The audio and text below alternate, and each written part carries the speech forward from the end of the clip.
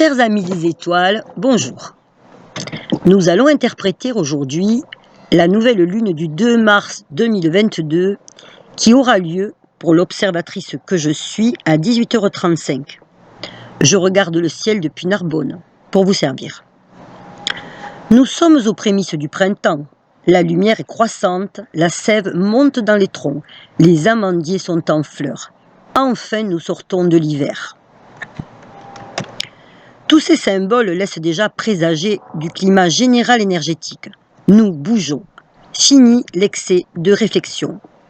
Il n'est plus temps pour les tergiversations. Nous passons à l'action.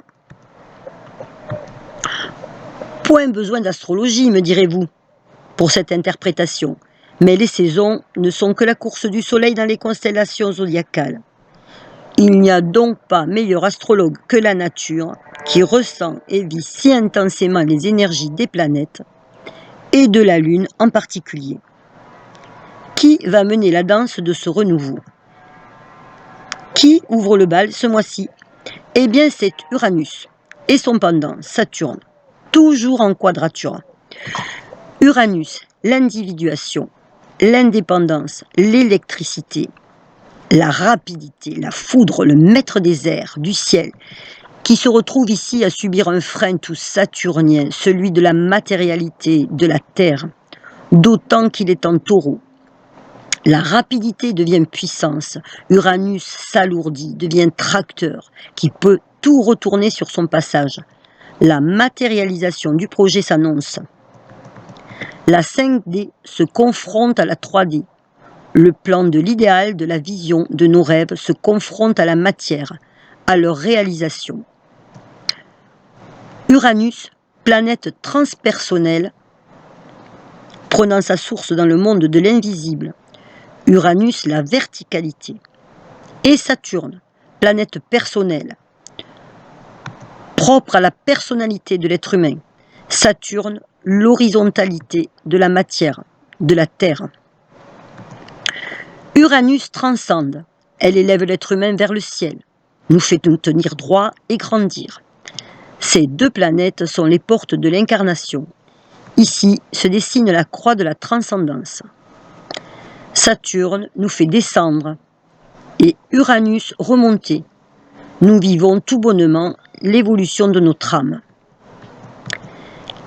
La nouvelle lune s'effectue sur le 12e degré des Poissons qui parle d'assaut réitéré. Elle est conjointe à Jupiter, planète de l'expansion, de la chance, et à Neptune, planète du rêve, de l'idéal. C'est un projet, un espoir que nous avons depuis longtemps, que nous chérissons, auquel nous nous sommes raccrochés dans la tourmente, le projet d'un monde meilleur, d'une réalisation unique qui nous ressemble, nous individue, nous démarque, peut-être un nouveau travail, une nouvelle façon d'agir, une nouvelle façon d'envisager le couple. Une création qui nous permet d'exprimer qui nous sommes. Nous y avons souvent réfléchi. Peut-être l'avons-nous déjà tenté sans réel succès. Inconsciemment, peut-être protégions-nous ce rêve, car un rêve qui en se matérialisant échoue, c'est terrible. Un rêve à réaliser est un soutien lorsque la vie nous maltraite. Risquer de perdre cet espoir, en le confrontant à la réalité, nous a sans doute freinés pendant longtemps, de manière inconsciente. Que ce soit une entreprise, se marier, se mettre un sport, un art, chacun reconnaîtra en lui sa vision personnelle. La conjonction Mars-Vénus, Pluton, signe ce renouveau.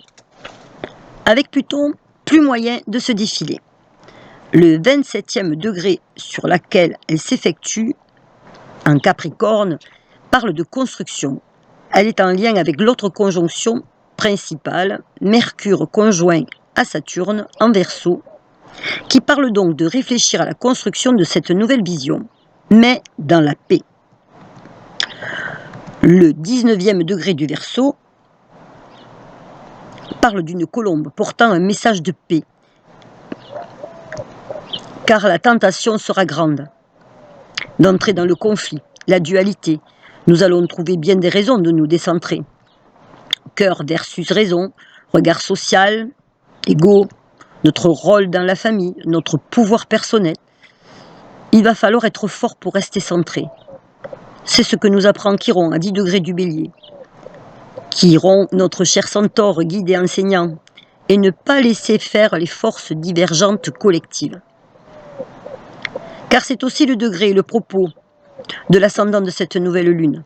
Maîtriser l'impact du collectif sur notre besoin de réalisation, de paix et d'équilibre.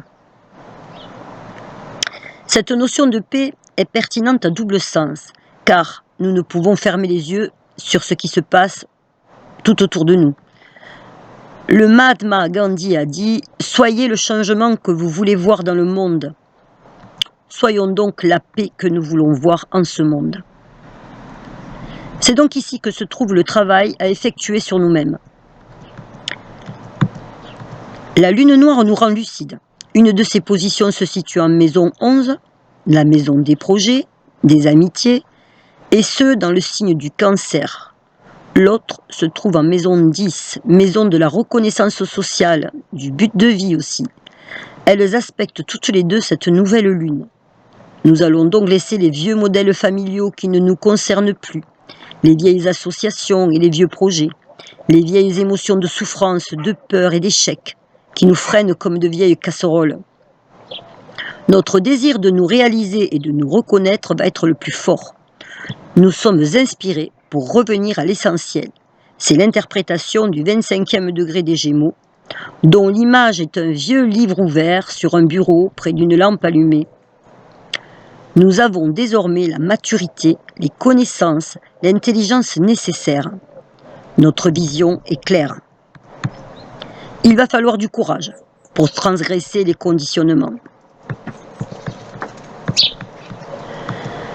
Nous aurions bien des points encore à développer sur cette nouvelle lune et ce nouveau projet que nous allons construire. Mais le temps, je vous l'ai dit, n'est plus à la réflexion, mais à l'action. Sur ce, chers amis des étoiles, je vous souhaite une merveilleuse lunaison pleine de créativité, de sagesse et d'amour. À très bientôt et que les astres soient avec vous.